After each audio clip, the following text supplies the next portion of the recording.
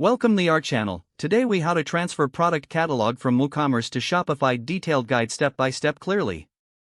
To transfer your product catalog from WooCommerce to Shopify, begin by logging into your WooCommerce account.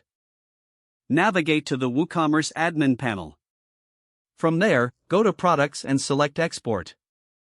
Choose the options that best fit your needs, such as exporting all products or specific categories. Once you've made your selections, click the Generate CSV button. Save the exported CSV file to your computer.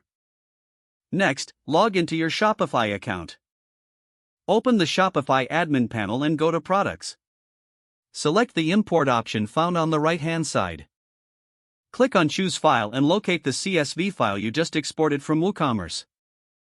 Before proceeding, Shopify may prompt you to map your CSV columns to its format. Ensure that each column matches Shopify's required fields accurately. Once you have mapped the fields, click Continue to import products. Review the import summary to confirm that everything looks correct. If everything is in order, click the Import Products button to initiate the transfer.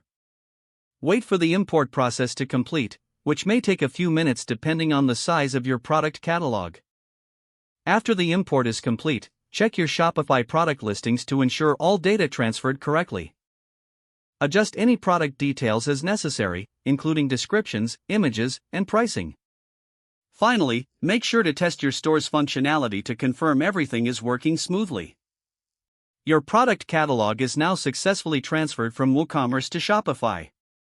If the page does not load, refresh the browser or try again in a private or incognito window. Make sure you are using the correct email address, then retype it carefully to avoid small typos.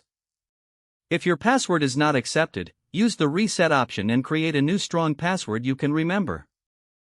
Check your spam folder for verification or security emails, then complete any requested confirmation steps. Enable two-factor authentication if available to improve account security and reduce unauthorized access risk.